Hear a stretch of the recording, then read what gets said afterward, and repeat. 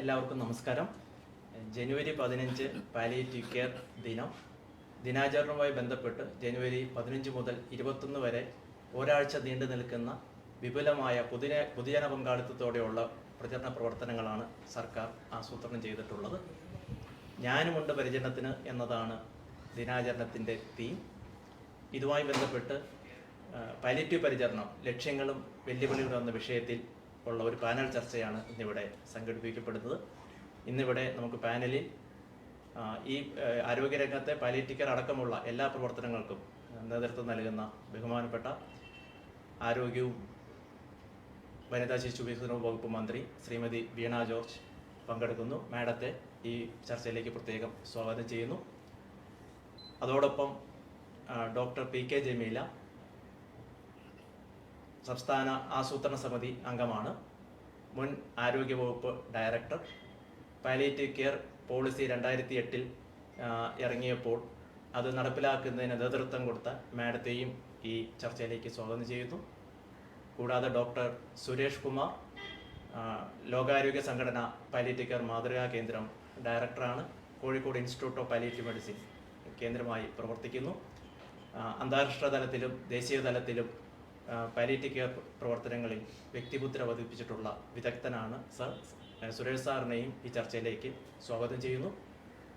കൂടാതെ ഈ ചർച്ച ശ്രവിക്കുന്ന എല്ലാവരെയും ഈ പാനൽ ചർച്ചയിലേക്ക് സ്വാഗതം ചെയ്തുകൊണ്ട് നമുക്ക് ആദ്യം മിനിസ്റ്ററിൽ നിന്ന് തന്നെ ആരംഭിക്കാം.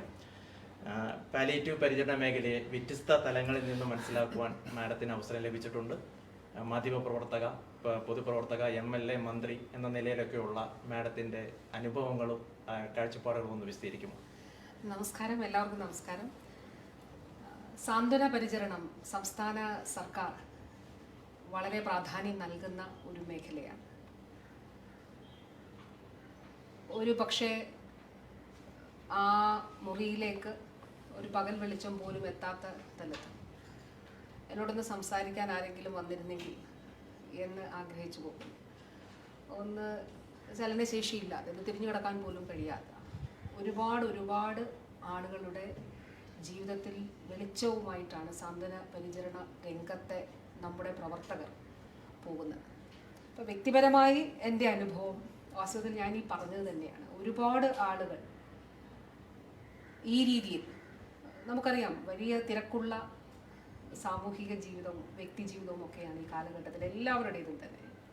ഇപ്പോൾ വീട്ടിൽ മാതാപിതാക്കളാകാം, സഹോദരങ്ങളാകാം, സാന്ത്വന പരിചരണം ആവശ്യമുള്ള ആളുകൾക്കിടയിലേക്ക് അവർക്ക് അടുത്തേക്ക് ചെന്നുകൊണ്ട് അവരുടെ ഒരു പരിചരണം അത് ക്വാളിറ്റിയോടെ എൻഷുർ ചെയ്യുന്നത്, അതോടൊപ്പം തന്നെ അവരോടൊരു ആശയവിനിമയം നടത്തുന്നത് ഒക്കെ തന്നെ പലർക്കും സമയമുണ്ടാവില്ല.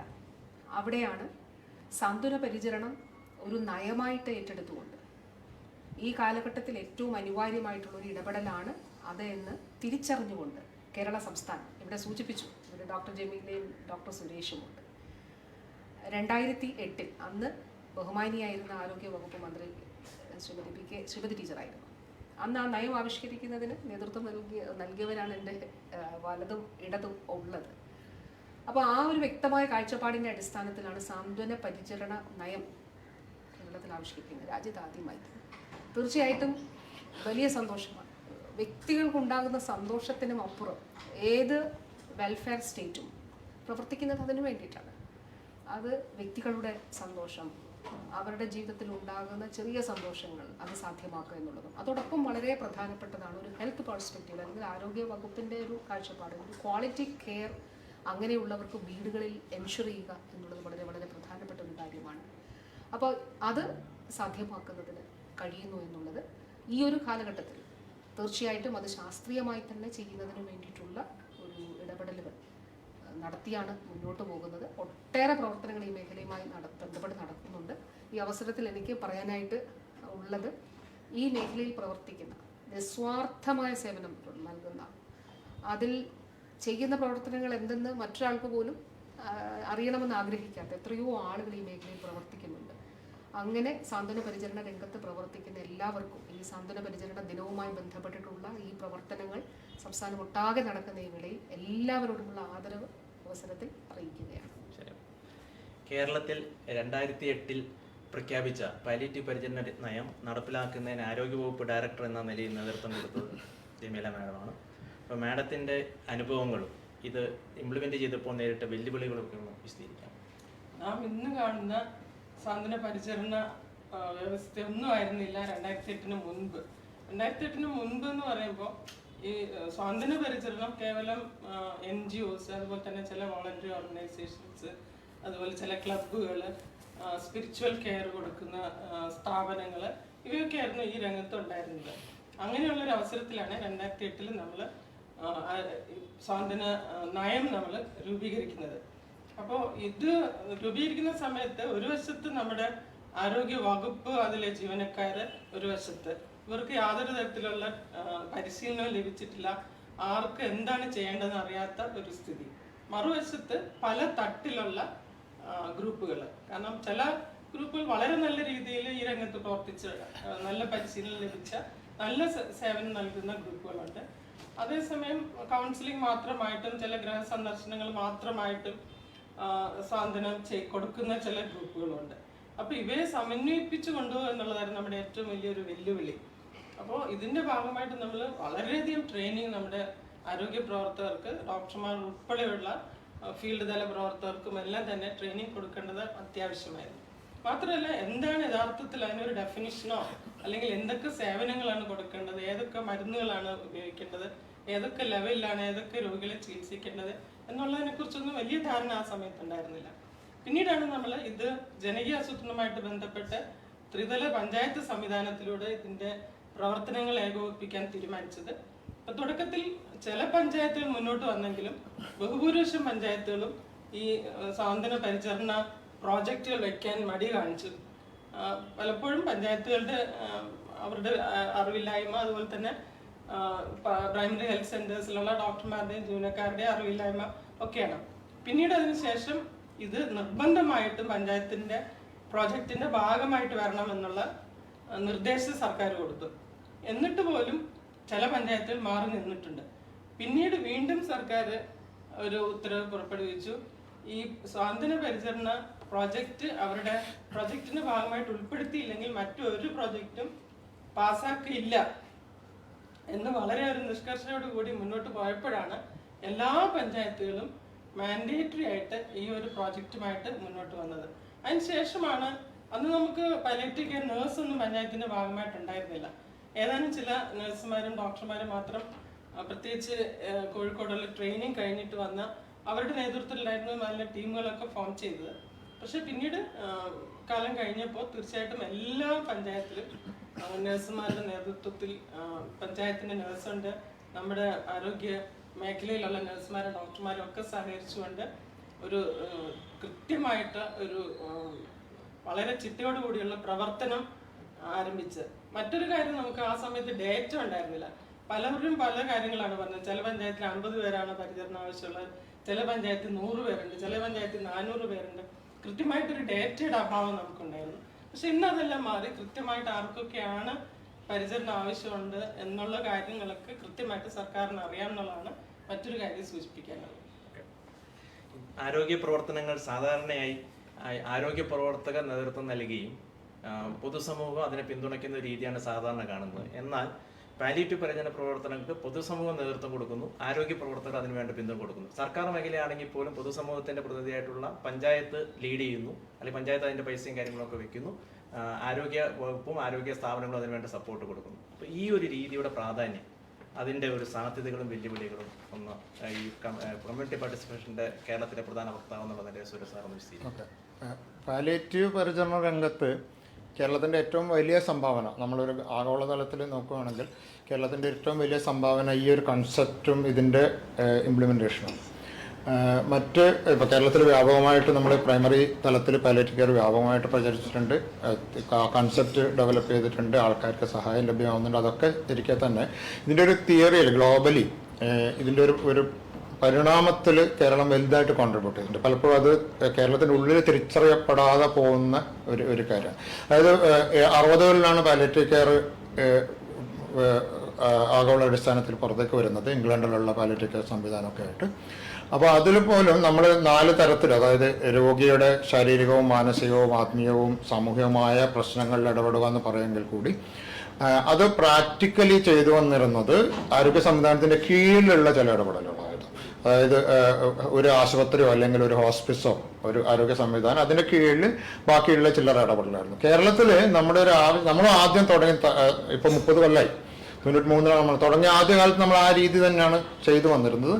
പക്ഷെ ഒരു 2000 ഒക്കെ ആകുമ്പോഴേക്ക് ഈ സാധാരണ മനുഷ്യരുടെ അത് നമ്മൾ ഒരു തിരിച്ചറിവ് വന്നത് ഈ രോഗികളുടെ ചുറ്റും സ്ഥിരമായിട്ടുള്ളതും അവരെ സഹായിക്കാൻ സന്നദ്ധതയുള്ളതുമായിട്ടുള്ള ധാരാളം മനുഷ്യന്മാരുണ്ട്. അത് ഫാമിലി മെമ്പേഴ്സ് ആവാം, സമൂഹത്തിലുള്ള മറ്റു ആൾക്കാർ. അപ്പോൾ അവർക്ക് ഒരു വലിയ ഇതിലൊരു റോളുണ്ട്, അത് തിരിച്ചറിയപ്പെടേണ്ടതുണ്ട് എന്നുള്ള മനസ്സിലാക്കാൻ ചെയ്തിട്ടാണ് കേരളത്തിൽ ഈ സംവിധാനം വരുന്നത്. ഇതിപ്പോൾ ഉണ്ടായിട്ടുള്ളത് 2 കാര്യങ്ങൾ ഇതിൽ പ്രധാനമായിട്ട് ഉണ്ടായിട്ടുണ്ട്. ഒന്ന്, ഈ സാധാരണ മനുഷ്യർ, രോഗിയുടെ ചുറ്റുമുള്ള ആൾക്കാരുടെ ഇടപെടൽ രോഗിയുടെ ജീവിതത്തിൽ എത്രമാത്രം വ്യത്യാസങ്ങൾ ഉണ്ടാക്കുന്നു എന്നുള്ളത്. ഇതിനൊരു പിന്നീട് ഒരു ഗ്ലോബലി തന്നെ ഒരു 95% റൂൾ എന്ന് പറഞ്ഞിട്ടൊരു സാധനം അടുത്ത കാലത്ത് വന്നിട്ടുണ്ട്. അതിൻ്റെ ഏറ്റവും വലിയ എക്സാമ്പിൾ, അതായത് ഈ പാലിയേറ്റീവ് പരിചരണത്തിലുള്ള രോഗിയുടെ ജീവിതത്തിൻ്റെ അവസാന കാലത്ത് എത്ര വളരെ ശക്തമായിട്ടുള്ള ആരോഗ്യ സംവിധാനങ്ങൾ, ഇപ്പോൾ സ്വിറ്റ്സർലാൻഡും അല്ലെങ്കിൽ UK ഒക്കെ പോലുള്ള സ്ഥലങ്ങളായ പോലും രോഗിയുടെ കൂടെ ഈ ആരോഗ്യ പ്രവർത്തകർ ചെലവഴിക്കുന്ന സമയം 5% കുറവാണ്. ബാക്കി 95% സമയം രോഗിയുടെ കൂടെയുള്ളത് കുടുംബാംഗങ്ങളും സമൂഹത്തിലെ മറ്റുള്ള ആൾക്കാരും അയൽക്കാരും മറ്റു വന്നു പോകുന്ന ആൾക്കാരും. അപ്പോൾ ഇത് വളരെ ഒബ്വിയസ് ആയിട്ടുള്ള ഒരു കാര്യം, ഇവരെ ശക്തീകരിക്കുക, ഇവർക്ക് എന്താണ് ചെയ്യേണ്ടതെന്ന് മനസ്സിലാവുക എന്നുള്ളതാണ് പ്രധാനം എന്നുള്ള ഒരു തിരിച്ചറിവ് പാലിയേറ്റീവ് കെയർ രംഗത്ത് തന്നെ അടുത്ത കാലത്ത് കാര്യമായിട്ട് വന്നിട്ടുണ്ട്. കേരളം ഈ കാര്യത്തിൽ വളരെ നേരത്തെ തന്നെ നമ്മൾ ഈ ഒരു തിരിച്ചറിവ് ഉണ്ടായിട്ടാണോ പ്രാക്ടിക്കലി അങ്ങനെ ഇതാണ് നല്ല രീതി എന്ന് മനസ്സിലായതാണോ എന്നറിയില്ല, നമ്മൾ ആ മേഖലയിൽ ആലോചിച്ചു. രണ്ടാമത് ഏറ്റവും വലിയ, ഞാൻ പലപ്പോഴും അന്താരാഷ്ട്ര അങ്ങനത്തെ മീറ്റിങ്ങുകളിലൊക്കെ പറയുന്ന കേരളത്തിൻ്റെ ഏറ്റവും വലിയ കോൺട്രിബ്യൂഷൻ പാലിയേറ്റീവ് കെയറിനെ ആരോഗ്യത്തിൻ്റെ യഥാർത്ഥ അർത്ഥത്തിൽ മനസ്സിലാക്കിക്കൊണ്ട് വെറും ഈ ആരോഗ്യ സംവിധാനത്തിൻ്റെ ഉള്ളിൽ ചുരുക്കാതെ നേരത്തെ പറഞ്ഞ പോലെ ലോക്കൽ സെൽഫ് ഗവൺമെൻറ് പഞ്ചായത്തുകളുടെയും തദ്ദേശഭരണ സ്ഥാപനങ്ങളുടെ ഒരു പ്രത്യേകത, ഇതിന് റിസോഴ്സ് മൊബിലൈസേഷൻ ഒറ്റ സിംഗിൾ വിൻഡോ, അതായത് സാമൂഹ്യ പ്രവർത്തനങ്ങളായാലും പബ്ലിക്കിൻ്റെ പൊതുജനങ്ങളുടെ ഇടപെടലായാലും മറ്റ് ഏകോപിപ്പിക്കലായാലും പ്രൈമറി ഹെൽത്ത് സെൻ്ററിലെ ഏകോപിപ്പിക്കലായാലും തദ്ദേശ സ്വയംഭരണ അപ്പോൾ അത് തദ്ദേശ സ്വയംഭരണ സ്ഥാപനങ്ങൾക്ക് ഇതിൻ്റെ ഒരു ഉത്തരവാദിത്വം ഏൽപ്പിച്ചു കൊടുക്കുക എന്നുള്ള പോളിസിയിൽ വന്നിട്ടുള്ള ഒരു മാറ്റം ഒരു വലിയ കോൺട്രിബ്യൂഷൻ. ഇതിൻ്റെ ഇപ്പോൾ ഒരു പ്രത്യേകത എന്താണെന്ന് വെച്ചാൽ കഴിഞ്ഞ കുറച്ച് വർഷങ്ങളായിട്ട് ലോകാരോഗ്യ സംഘടന പോലെയുള്ള സംഘടനകൾ palliative care primary health care ലെവലിൽ മെയിൻ സ്ട്രീം ചെയ്യണമെന്ന് പറയുന്നുണ്ട്. മെയിൻ സ്ട്രീം ചെയ്യണമെന്ന് പറയുമ്പോൾ അതുപോലെ കമ്മ്യൂണിറ്റി 4 പില്ലറുകൾ, സാമൂഹ്യ സുരക്ഷ, community participation, health service, health policy എന്ന് പറഞ്ഞിട്ട്, അപ്പോൾ അതിൽ വർക്ക് ചെയ്യുന്ന മോഡൽ വേറെ എവിടെയും കാണിക്കാനില്ല. അപ്പോൾ അത് പലപ്പോഴും ഇപ്പോൾ റെഗുലേറ്ററുടെ റീജിയണൽ മീറ്റിംഗ് കൊളംബോയിൽ 2 മാസം മുമ്പ് ഉണ്ടായിരുന്നു. ഒരു വർക്കിംഗ് മോഡലായിട്ട് എടുത്തു കാണിക്കാൻ കേരള ഉള്ളത് ലോ മിഡിൽ ഇൻകം കൺട്രിയിൽ. കാരണം ഇത് എങ്ങനെ ചെയ്യും, അതായത് നമ്മൾ ഇതൊക്കെ പറയുകയാണെങ്കിൽ ഇത് എങ്ങനെ ഏകോപിപ്പിക്കും, എങ്ങനെ ഇത് ഡെലിവറി ചെയ്യുന്നുള്ളതിന്. അപ്പോൾ ഈ ഒരു പ്രാധാന്യം അതിൽ നമ്മൾ ചിലപ്പോൾ ഇത് എഴുതി വെക്കുകയോ നമ്മളിതൊരു രേഖയാവുകയോ പല കാര്യത്തിലും നമ്മൾ കേരള മോഡൽ എന്ന് പറയുന്നുണ്ട്. ഒരു യഥാർത്ഥ കേരള മോഡലുള്ള ഒരു ഏരിയയാണിത്. പക്ഷെ അത് ആ രീതിയിൽ ഡോക്യുമെന്റ് ചെയ്യപ്പെട്ടിട്ടില്ല, പക്ഷെ ആ രീതിയിൽ തിരിച്ചറിയപ്പെടുന്നുണ്ട്. അപ്പോൾ ഇത് വളരെ പ്രധാനം എന്നാണ് വിചാരിക്കുന്നത്. ഇപ്പോൾ വെറും സാധാരണ ഒരു വളണ്ടിയറുടെ ഇൻവോൾവ്മെന്റ് എന്നുള്ളതിനപ്പുറത്ത് സാധാരണ മനുഷ്യർക്ക് ആരോഗ്യ മേഖലയിൽ എന്തൊക്കെ ചെയ്യാൻ പറ്റും, എത്രമാത്രം വ്യത്യാസം ഉണ്ടാക്കാൻ പറ്റും എന്നുള്ള തിരിച്ചറിവ്. 2, ആരോഗ്യത്തിന് അതിൻ്റെ പൂർണ്ണമായ അർത്ഥത്തിൽ ഉൾക്കൊള്ളണമെങ്കിൽ ആരോഗ്യ മേഖലയിൽ ഇടപെടലിൽ ആരോഗ്യ സ്ഥാപനങ്ങളുടെ ഒപ്പം അല്ലെങ്കിൽ അതോടൊപ്പം മറ്റ് സ്ഥാപനങ്ങൾ, കേരളത്തിൽ നമ്മൾ ഡീസെൻട്രലൈസേഷൻ, വികേന്ദ്രീകൃത ഭരണം ഉള്ളത് ഒരു വലിയ അഡ്വാൻറ്റേജ് ആയി വന്നിട്ടുണ്ട്. പക്ഷെ എന്നാൽ പോലും അതില്ലാത്ത സ്ഥലങ്ങളിൽ പോലും ഏറ്റവും ലോവസ്റ്റ് അഡ്മിനിസ്ട്രേറ്റീവ് സ്ട്രക്ചർ, അത് ജില്ലാ തലത്തിലായിക്കോട്ടെ പഞ്ചായത്ത് തലത്തിലായിക്കോട്ടെ, അതിൻ്റെ ഇടപെടൽ വളരെ അത്യാവശ്യമാണെന്നുള്ളൊരു തിരിച്ചറിവ് വന്നിട്ടുണ്ട്. ഇത്രയും കാര്യങ്ങൾ ഇതിലൂടെ ഉണ്ടായിട്ടുണ്ട്. നമ്മൾ അതിനെപ്പറ്റി ഒരുപാട് മുമ്പോട്ട് പോയിട്ടില്ല കൂടി. മാഡം, നിലവിൽ സർക്കാർ മേഖലയിൽ ഇപ്പോൾ എല്ലാ ഗ്രാമപഞ്ചായത്തുകളിലും മുനിസിപ്പാലിറ്റികളിലും നമ്മുടെ ആശുപത്രികളുടെ പിന്തുണയോട് കൂടി പ്രോഗ്രാം നടക്കുന്നു. കൂടാതെ 500-ലധികം സന്നദ്ധ സംഘടനകൾ വീടുകളിൽ പോയി നഴ്സിംഗ് മെഡിക്കൽ പരിചരണം കൊടുക്കുന്നു. അതും കൂടാതെ നിരവധി സന്നദ്ധ സംഘടനകൾ സൈക്കോ സോഷ്യൽ മേഖലയിൽ ഇടപെടുന്നുണ്ട്.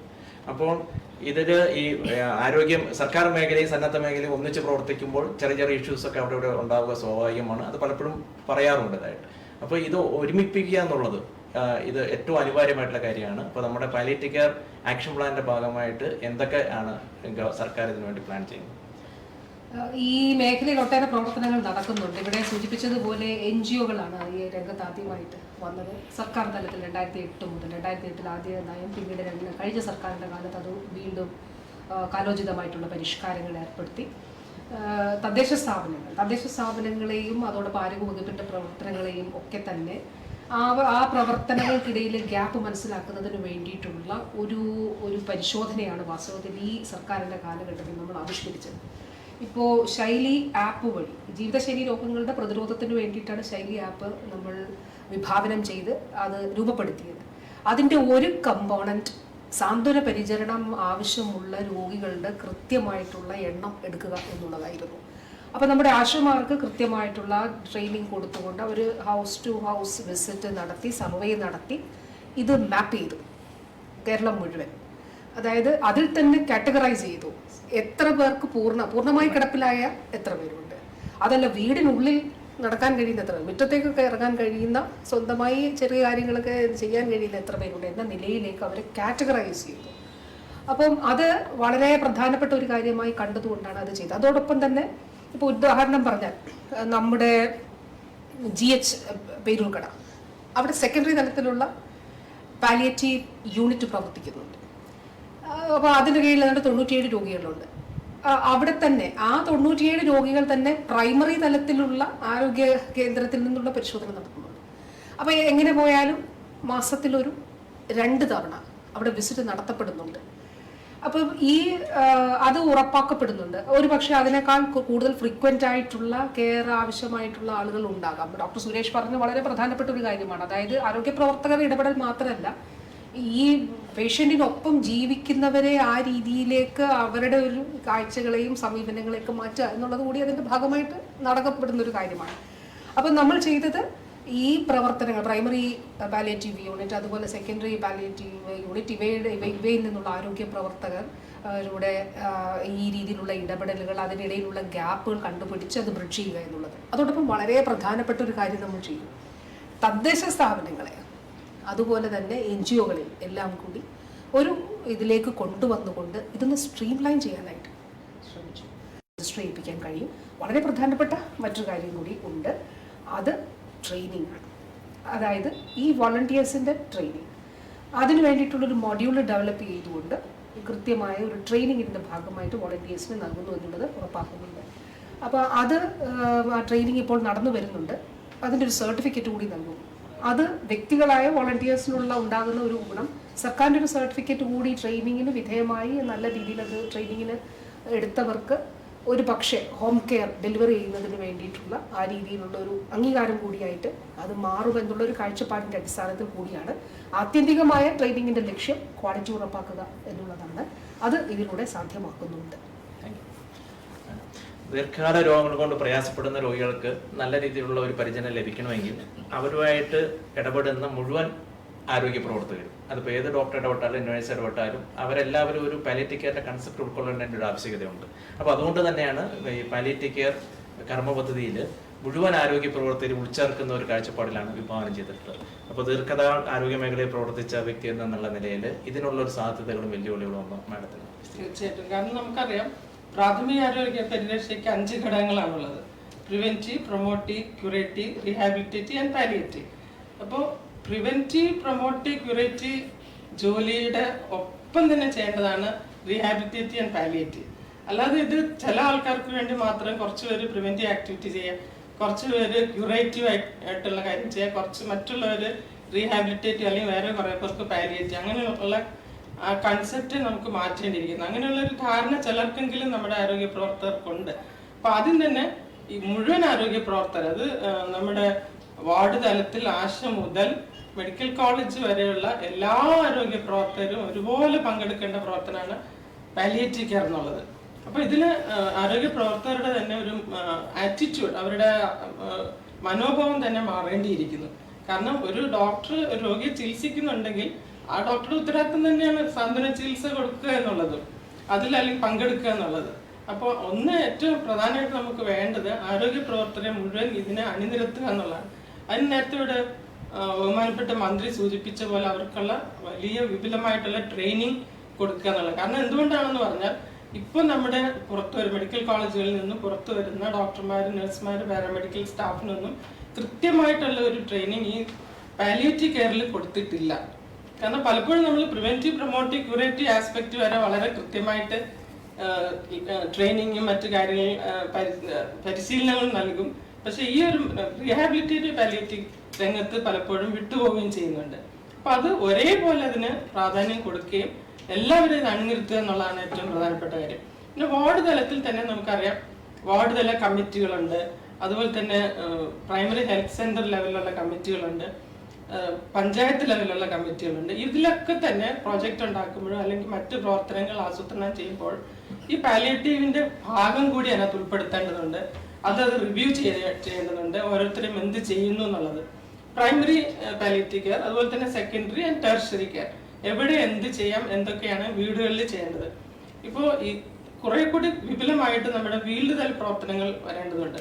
ഇപ്പോൾ ഒരു ജൂനിയർ പബ്ലിക് ഹെൽത്ത് നഴ്സോ അല്ലെങ്കിൽ ജൂനിയർ ഹെൽത്ത് ഇൻസ്പെക്ടറോ ഫീൽഡ് തല പ്രവർത്തനം നടത്തുമ്പോൾ ഇതൊരു പ്രയോറിറ്റി ഹൗസ് ആയിട്ട് തന്നെ കണക്കാക്കണം.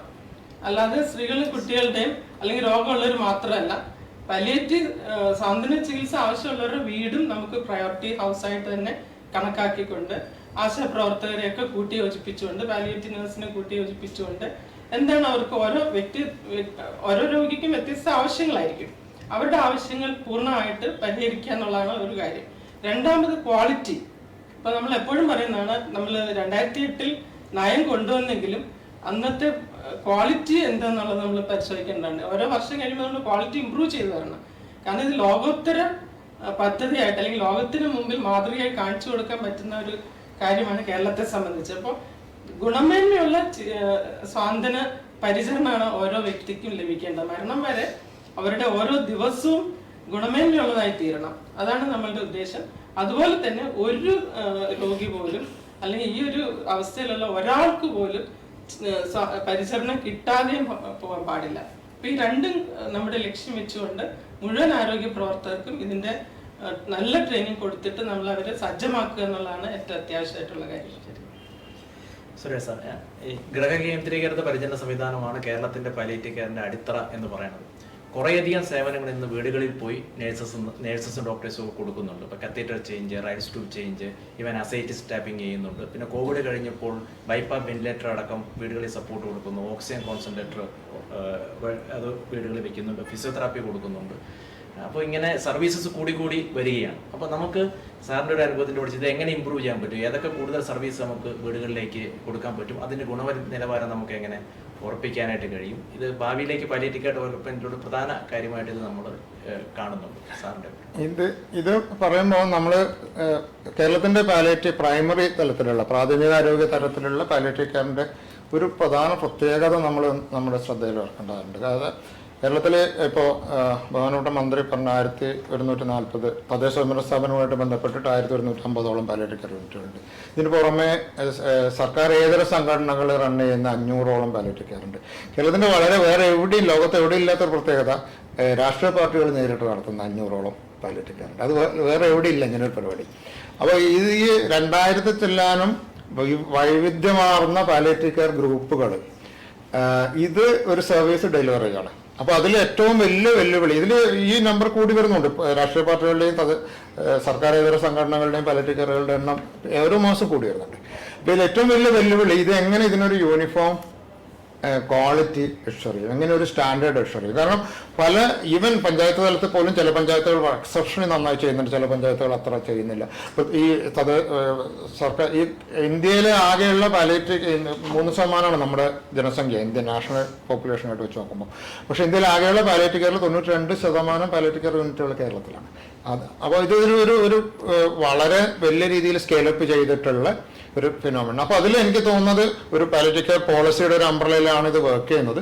പക്ഷെ കുറച്ചും കൂടി വളരെ കൃത്യമായിട്ട് സ്റ്റാൻഡേർഡ്സ് കൊണ്ടുവരികയും അത് അപ്രീഷിയേറ്റ് ചെയ്യുകയും, അതായത് പെനാൽറ്റി ആയിട്ടല്ല, ഇപ്പോൾ ഒരു മിനിമം നിങ്ങൾ ഇത് ഉണ്ടെങ്കിൽ നിങ്ങൾ അടുത്ത 2-3 ലെവലായിട്ട് നമ്മൾ വെച്ചിട്ട് ക്വാളിറ്റി ഡിഫൈൻ ചെയ്യുകയും അത് അപ്രീഷിയേറ്റ് ചെയ്യുന്ന ഒരു സംവിധാനം കൊണ്ടുവന്ന ഈ ഗ്രൂപ്പുകൾ ഇതിലേക്ക് വരും. കാരണം ഇവരെല്ലാവരും സ്വന്തം ഇഷ്ടപ്രകാരം ഇതിൽ വരികയും ചെയ്യുന്ന ആൾക്കാരാണ്.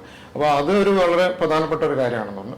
അതോടൊപ്പം തന്നെ നേരത്തെ നമ്മുടെ ഒരു രീതി ഇപ്പോൾ ഉള്ളത്, ഞാൻ നേരത്തെ പറഞ്ഞ ഇൻഫോർമൽ കെയറേഴ്സ് എന്നുള്ള ഒരു ഗ്രൂപ്പിനെയാണ് നമ്മൾ ഇതിലേക്ക് ആക്റ്റീവായിട്ട് കൊണ്ടുവരുന്നത്, കപ്പാസിറ്റി ബിൽഡ് ചെയ്യുന്നത്. പക്ഷെ ഒന്ന് നമ്മൾ ആലോചിക്കാനുള്ളത്, നമ്മൾ ഓരോ മനുഷ്യരും ഓരോ ഇൻഡിവിജ്വലും ഒരു പൊട്ടൻഷ്യൽ ഇൻഫോർമൽ കെയറാണ്. കാരണം നമ്മുടെ ജീവിതകാലത്തിനിടയിൽ നമുക്ക് വേണ്ടപ്പെട്ട ഒരാൾ ഇങ്ങനെ കിടപ്പിലാവുകയോ മരണസ്ഥിതിയിലാവുകയോ കാണാതെ നമ്മൾ ഈ ലോകം വിട്ടു പോകാൻ സാധ്യത വളരെ കുറവാണ്. നമ്മുടെ ഒരു കിടപ്പിലായ ആവശ്യമുണ്ട് എന്നാൽ പോലും ഈ 10% ആൾക്കാർ മാത്രമേ പെട്ടെന്ന് മരിച്ചു പോകുന്നുള്ളൂ, ബാക്കി 90% കിടപ്പിലായിട്ട് മരിച്ചു പോകുന്നു. അപ്പോൾ നമ്മുടെ എനിക്ക് തോന്നുന്നൊരു ഒരു രീതി ഒന്നും നമ്മൾ ചെയ്യേണ്ടത്, ഇതിനൊരു കപ്പാസിറ്റി കമ്മ്യൂണിറ്റി ഉണ്ടാവും. ഏതാനും വളണ്ടിയർമാർ മാത്രമല്ല, ഇപ്പം നമ്മൾ ഒരാൾ കിടപ്പിലായാൽ സ്വാഭാവികമായിട്ടും ബന്ധുക്കളും അയൽവാസിക്കാരും പഴയ ക്ലാസ്മേറ്റ്സും സുഹൃത്തുക്കളൊക്കെ പോയിട്ട് സന്ദർശിക്കും. ഈ സന്ദർശിക്കുന്ന ആൾക്ക് ഇയാളെ സഹായിക്കാനുള്ള ഒരു സ്കിൽ ഉണ്ടാവുക അല്ലെങ്കിൽ നോളജ് ഉണ്ടാവുക എന്നുള്ളത് അത് അവരുടെ ഒരു സെൽഫ് ഇൻട്രസ്റ്റ് ആണ്. എനിക്ക് ആ ഒരു രീതിയിലേക്ക് നമ്മളൊരു ക്യാമ്പയിൻ കൊണ്ടുവരികയും കമ്മ്യൂണിറ്റിയിലുള്ള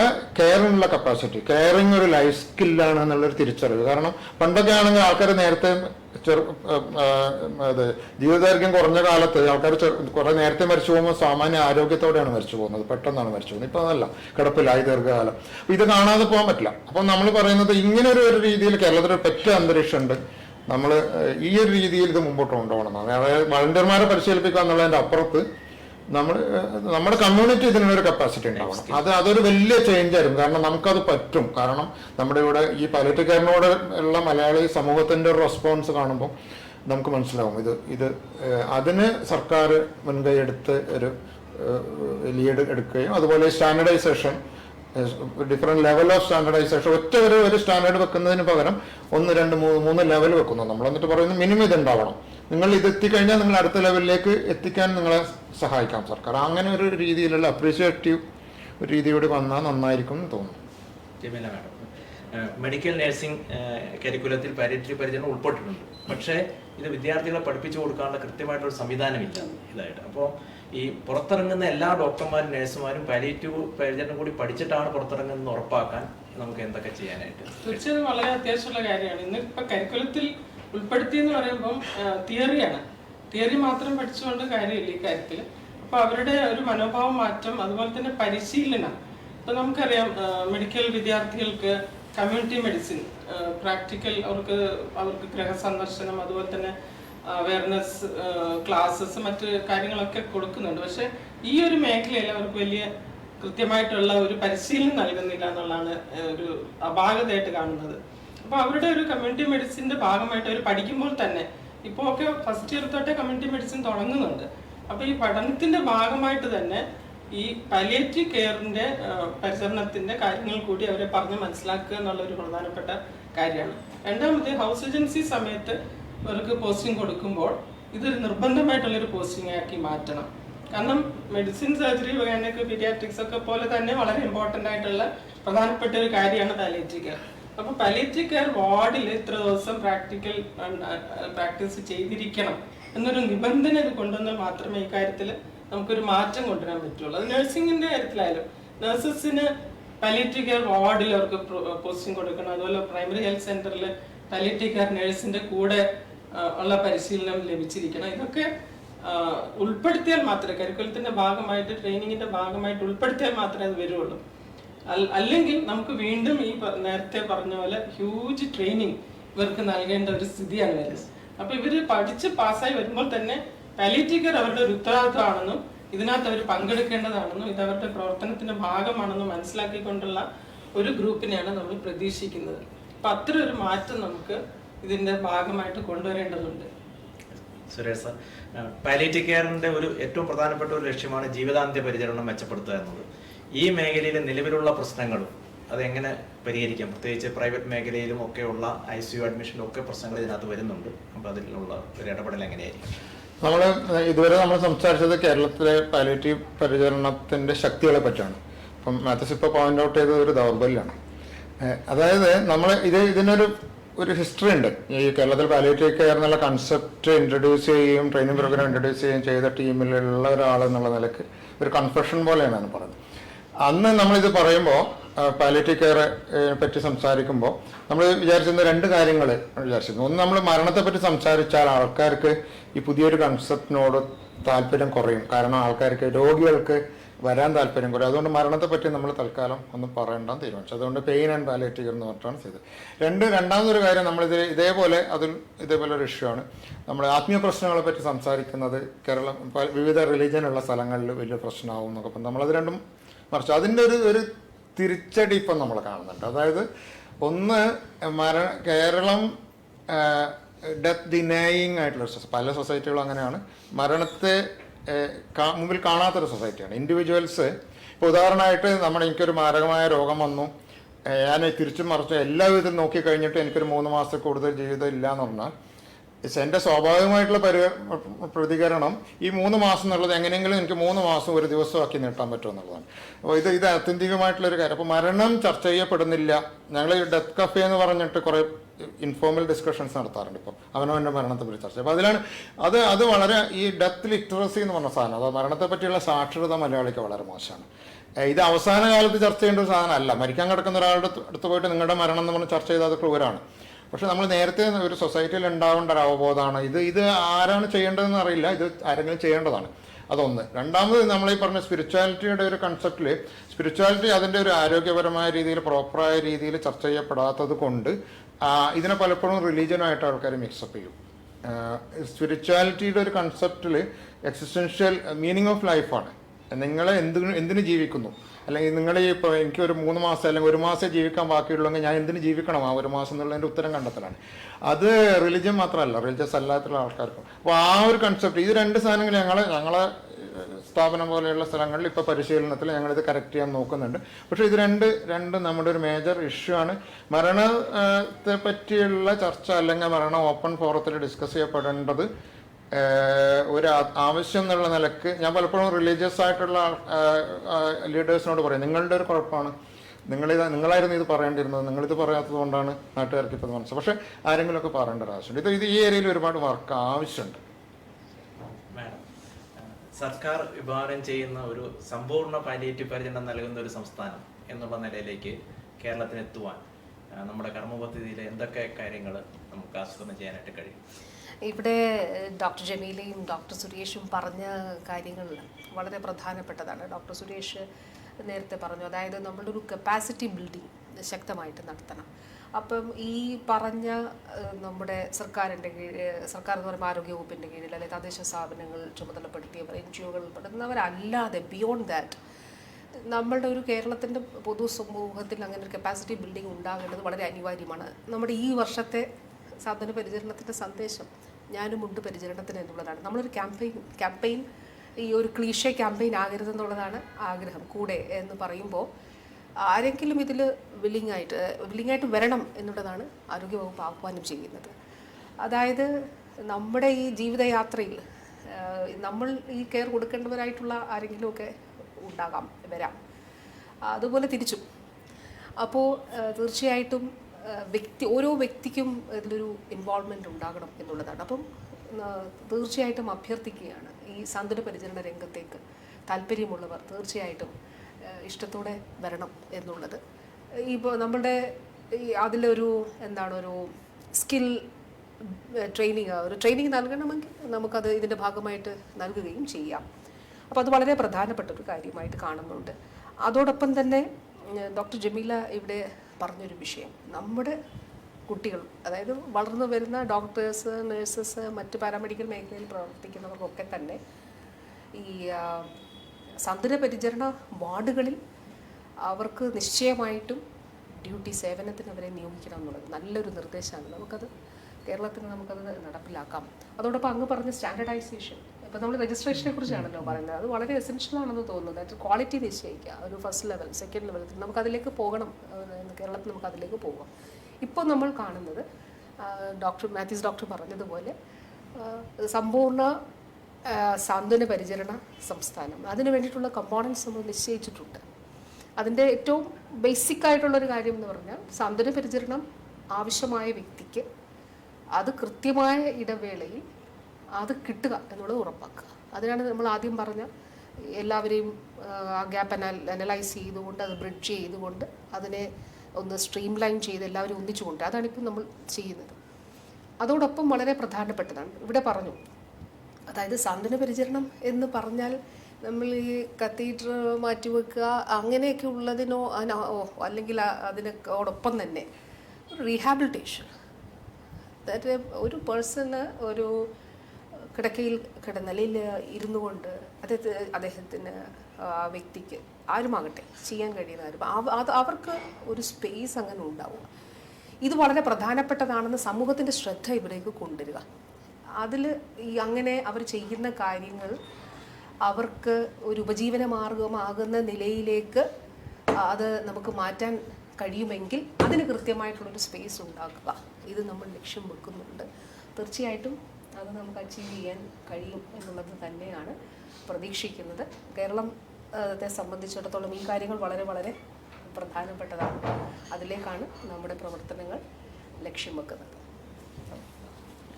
സർക്കാർ ലക്ഷ്യം വയ്ക്കുന്ന എല്ലാവർക്കും പാലിയേറ്റീവ് പരിചരണം ലഭ്യമാകുക, ആരും വിട്ടുപോകാതെ എല്ലാവർക്കും പരിചരണം ലഭ്യമാകുക എന്ന ലക്ഷ്യത്തിലേക്ക് എത്തുവാൻ ഈ ചർച്ച തീർച്ചയായും സഹായകരമാകുമെന്നാണ് പ്രതീക്ഷ.